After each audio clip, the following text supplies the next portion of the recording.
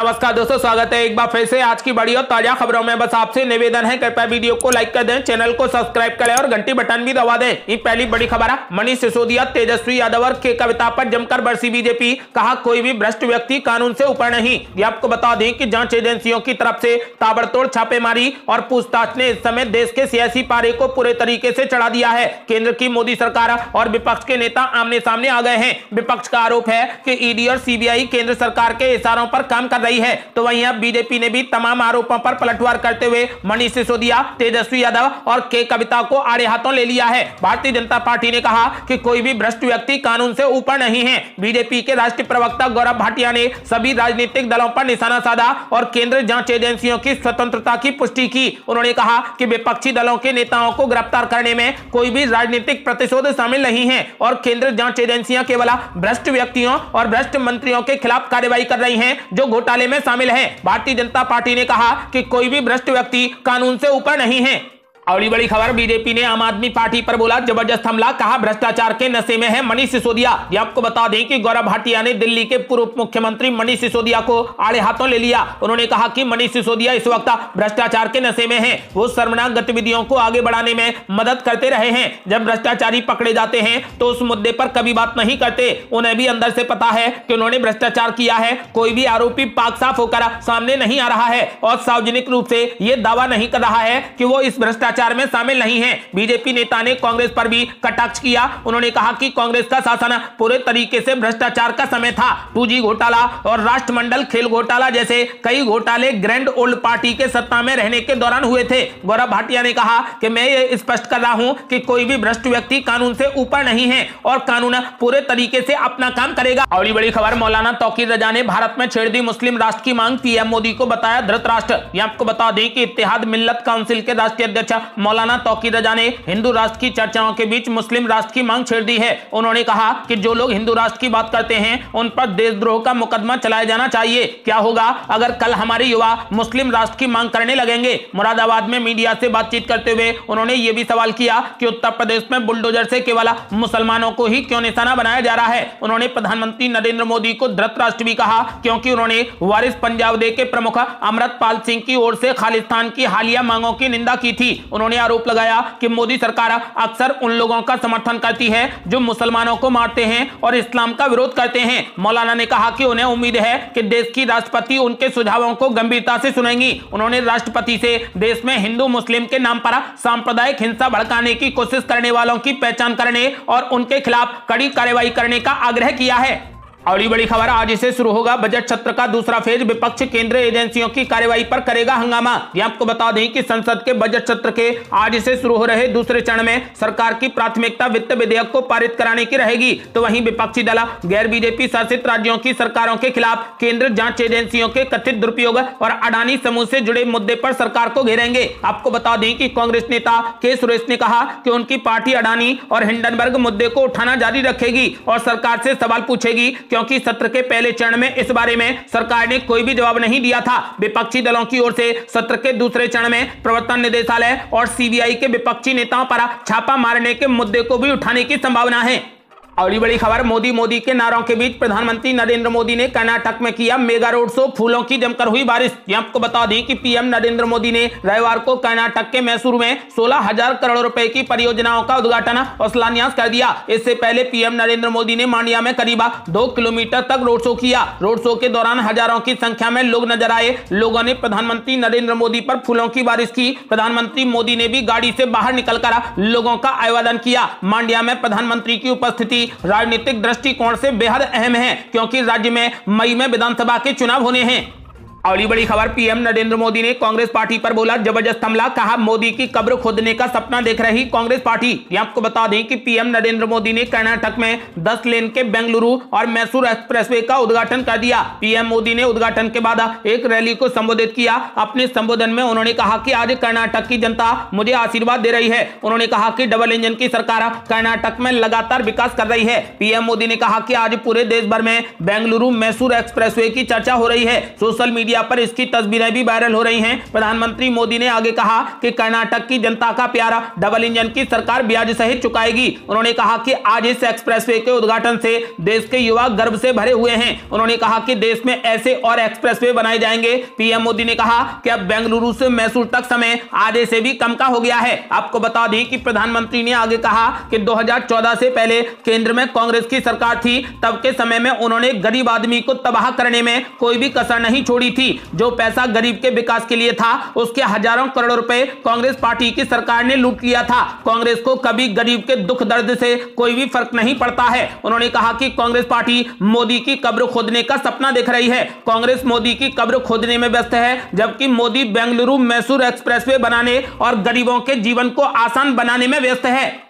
और ये बड़ी खबर, ललन सिंह ने कर दिया बड़ा ऐलान। 2024 के लोकसभा चुनाव में यूपी में समाजवादी पार्टी के साथ गठबंधन करेगी जेडीयू। ये आपको बता दें कि उत्तर प्रदेश के लखनऊ में आयोजित अंतर्राष्ट्रीय महिला दिवस और होली मिलन समारोह कार्यक्रम में जेडीयू के राष्ट्रीय अध्यक्ष ललन सिंह भी पहुंचे थे। इस दौरान उन्होंने कहा कि आगामी लोकसभा चुनाव में अगर पार्टी उत्तर प्रदेश में गठबंधन करती है तो वो समाजवादी पार्टी के साथ में करेगी। जेडीयू उत्तर प्रदेश में पार्टी और अपनी कार्य समिति को मजबूत करेगी। बता दें कि बिहार में अपने गठबंधन सहयोगी राष्ट्रीय जनता दल यानी आरजेडी के साथ में सत्तारूढ़ जेडीयू का उत्तर प्रदेश विधानसभा में कोई भी निर्वाचित प्रतिनिधि नहीं है। ऐसे में ललन सिंह ने कहा कि उत्तर प्रदेश में जेडीयू अपनी कार्य समिति को मजबूत करेगी और आगामी लोकसभा चुनावों के लिए पार्टी को मजबूत करने के लिए काम करेगी। अगर यूपी में गठबंधन होगा तो वो समाजवादी पार्टी के साथ में होगा। पार्टी उत्तर प्रदेश में सदस्यता अभियान शुरू करेगी और लगभग 5 लाख सदस्यों को जोड़ने का लक्ष्य रखा है। वहीं इस बीच जेडीयू के प्रदेश अध्यक्ष रहे अनूप पटेल ने ललन सिंह के सामने इस्तीफा दे दिया और कहा कि वो निजी कारणों से पद से त्यागपत्र दे रहे हैं। आपको बता दें कि सिंह ने इसके बाद सत्येंद्र पटेल को राज्य संयोजक नियुक्त कर दिया है। जेडीयू ने ऐलान कर दिया है कि 2024 के लोकसभा चुनाव में वो समाजवादी पार्टी के साथ गठबंधन करेगी।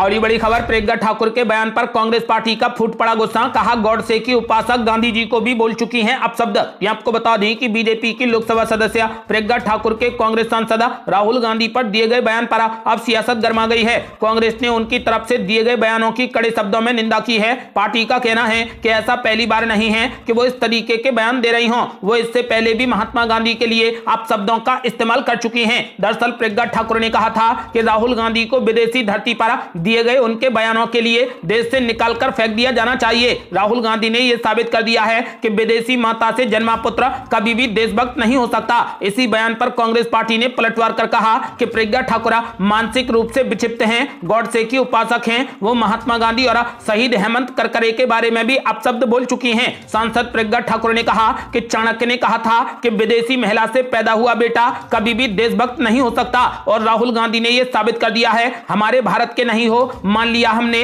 क्योंकि जो आपकी माताजी हैं वो इटली की हैं। राहुल गांधी एक नेता हैं, आपको जनता ने चुना है और आप जनता का अपमान कर रहे हैं। आप विदेश में बैठकर कहते हैं कि हमें संसद में बोलने का अवसर नहीं मिल रहा। इससे शर्मनाक और कुछ भी नहीं हो सकता। आपको राजनीति का अवसर नहीं देना चाहिए और देश से निकालकर फेंक देना चाहिए। और ये बड़ी खबर, चुनाव से पहले मध्य प्रदेश कांग्रेस के पास एकजुटता दिखाने का बड़ा मौका। आज राजभवन घेराव की हो रही तैयारी। ये आपको बता दें कि मध्य प्रदेश में कांग्रेस लंबे अरसे के बाद सड़क पर उतरने की तैयारी में है और वो सरकार के खिलाफ नारा बुलंद कर रही है। ये ऐसा मौका है जब कांग्रेस अपनी एकजुटता दिखा सकती है। कांग्रेस की मध्य प्रदेश इकाई ने आज राज्य में व्याप्त विभिन्न समस्याओं को लेकर राजधानी में राजभवन के घेराव का ऐलान किया है। आपको बता दें कि इस आयोजन में पूरे प्रदेश से कांग्रेसी अपनी हिस्सेदारी निभाने के लिए भोपाल पहुंचे हैं। सभी जिलों के पदाधिकारियों को भी इस आयोजन में सक्रिय तौर पर हिस्सा लेने के प्रदेश अध्यक्ष कमलनाथ की ओर से निर्देश भी जारी किए जा चुके हैं। राज्य में इसी साल विधानसभा के चुनाव होने वाले हैं और कांग्रेस चुनाव में बेहतर प्रदर्शन की भी तैयारी में है। उसके सामने सबसे बड़ी चुनौती पार्टी के भीतर एकजुटता बनाए रखने की है और आज आयोजित कांग्रेस का प्रदर्शन इस बात की गवाही भी देगा कि कांग्रेस के अंदर कितनी एकजुटता है। आपको बता दें कि कांग्रेस का आरोप है कि देश में बेतहाशा बढ़ती महंगाई, प्रदेश में व्याप्त बेरोजगारी, तनावग्रस्त किसान, अनुसूचित जाति जनजाति, पिछड़ा वर्ग, अल्पसंख्यक वर्ग और महिलाओं पर हो रहे निरंतर अत्याचार, बलात्कार, सामूहिक बलात्कार और उसके बाद उनकी निर्मम हत्याओं, ध्वस्त कानून व्यवस्था, लूट डकैती सहित भाजपा सरकार की गलत नीतियों के कारण आमजन परेशान है। उसका कहना है कि बीजेपी और आरएसएस की विचारधारा संवैधानिक संस्थाओं का दुरुपयोग और उनकी छवि धूमिल करने पर आमादा है। लिहाजा अखिल भारतीय कांग्रेस कमेटी के निर्देश पर घेराव विशाल मार्च आयोजित किया जा रहा है। और ये बड़ी खबर, जयपुर में आज अरविंद केजरीवाल और भगवंत मान की तिरंगा यात्रा। चुनाव से पहले कई दलों को बड़ा झटका देने की तैयारी। ये आपको बता दें कि राजधानी जयपुर में आज आम आदमी पार्टी चुनावी शंखनाद करने वाली है। दिल्ली के मुख्यमंत्री अरविंद केजरीवाल और पंजाब के मुख्यमंत्री भगवंत मान आज जयपुर में तिरंगा यात्रा निकालने वाले हैं। इसकी पूरी तैयारी की जा चुकी है। जानकारी है कि पिछले महीने से लगातार आम आदमी पार्टी के राजस्थान प्रभारी विनय मिश्रा और संदीप पाठक राजस्थान में डटे हुए हैं। पूरे प्रदेश में भ्रमण कर कार्यकर्ताओं को जयपुर के लिए तैयारी में जुटे हैं। राजस्थान प्रदेश प्रभारी विनय मिश्रा ने बताया कि इस बार तिरंगा यात्रा के बाद बड़ी संख्या में अन्य दलों के नेता आम आदमी पार्टी में शामिल होंगे। जयपुर में आम आदमी पार्टी के कार्यकर्ताओं ने जनसंपर्क कर आज मुख्यमंत्री अरविंद केजरीवाल की होने वाली तिरंगा यात्रा में शामिल होने के लिए जनता को आमंत्रित भी किया है। जयपुर के अलावा हनुमानगढ़ जिले के मोधु नगर में भी कार्यकर्ताओं ने जनसंपर्क किया है। जयपुर में आम आदमी पार्टी की तिरंगा यात्रा आज मुख्यमंत्री अरविंद केजरीवाल और पंजाब के मुख्यमंत्री भगवंत मान शुरू करेंगे। यह यात्रा लगभग 1 किलोमीटर की होगी। यात्रा संगानेरी गेट से शुरू होगी, बापू बाजार, न्यू गेट, नेहरू मार्केट होते हुए अजमेरी गेट पर समाप्त होगी। अजमेरी गेट पर अरविंद केजरीवाल और भगवंत मान जनता को भी संबोधित करेंगे। आपको बता दें कि इस बार राजस्थान और मध्य प्रदेश में आम आदमी पार्टी ने चुनाव लड़ने का ऐलान कर दिया है।